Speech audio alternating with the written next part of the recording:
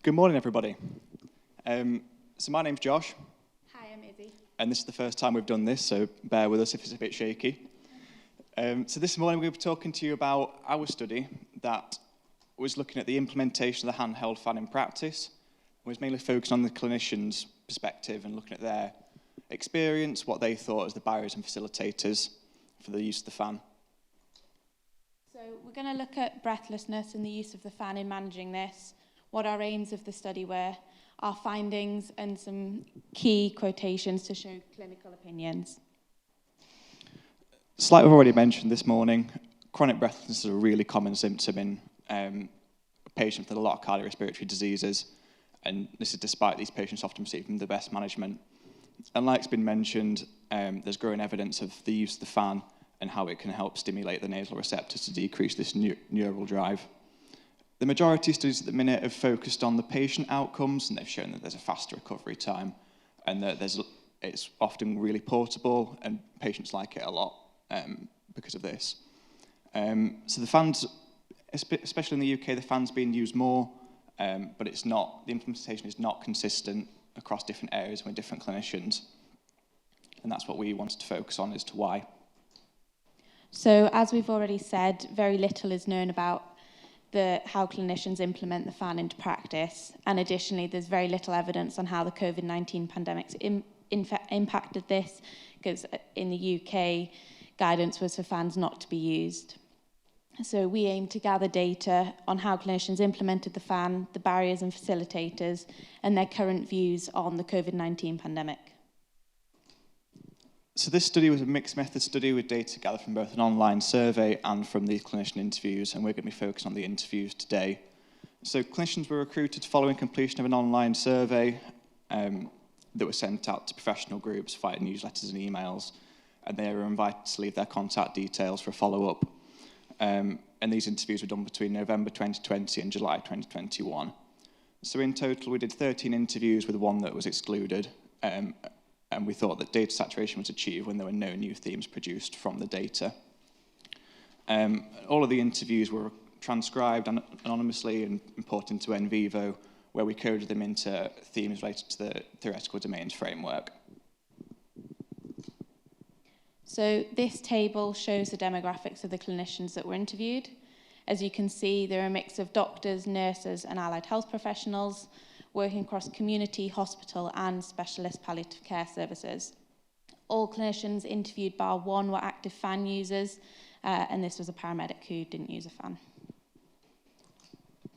So from these interviews, we gathered 4 main themes, and these were knowledge, skills and education, resources, beliefs, and the environmental context of the fan. So our first theme that we generated was resources.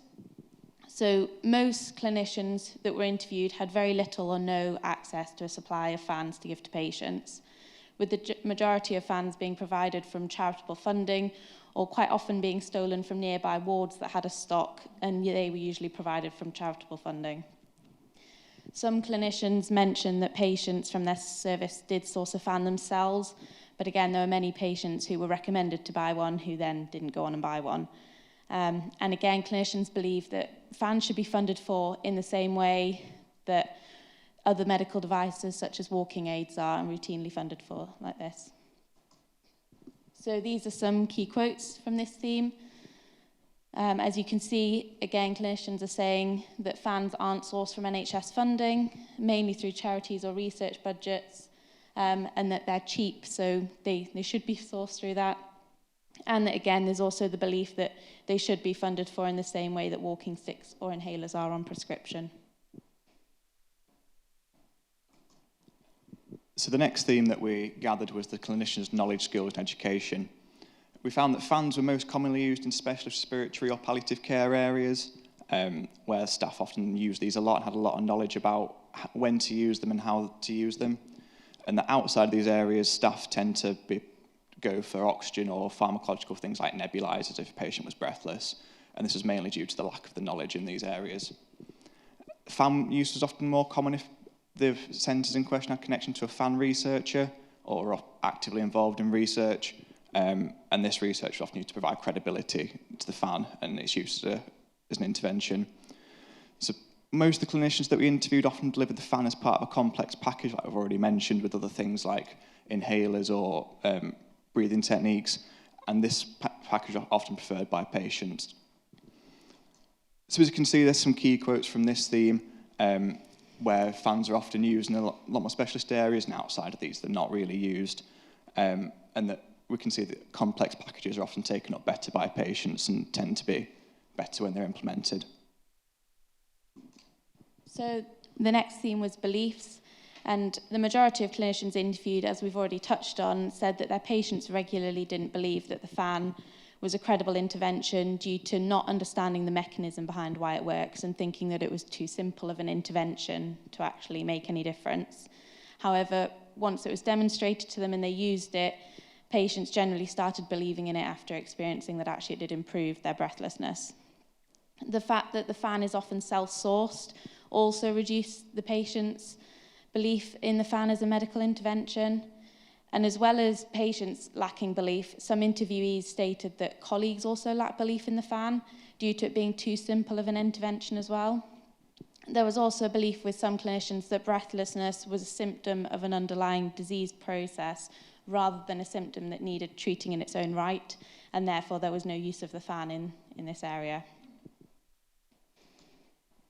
So these quotes again show that there's a lack of clinician belief in the fan, as well as a lack of patient belief.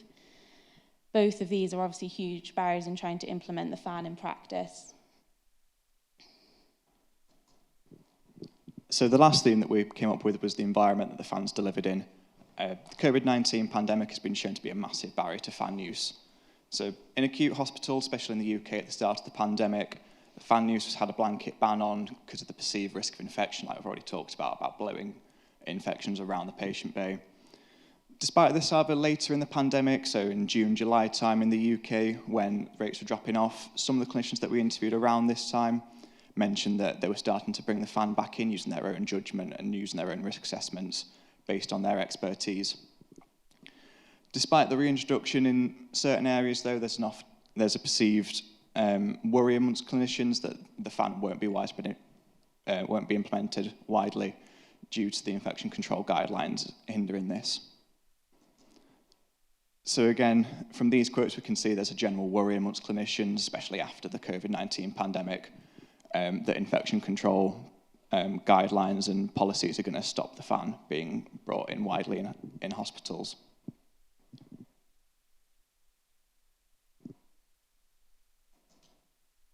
So just to summarise what we've talked to you all about this morning and this evening in Australia, this research found that the interplay between lack of resources and lack of belief about the fan, as well as a lack of knowledge, are key barriers to implementation of the fan in clinical practice.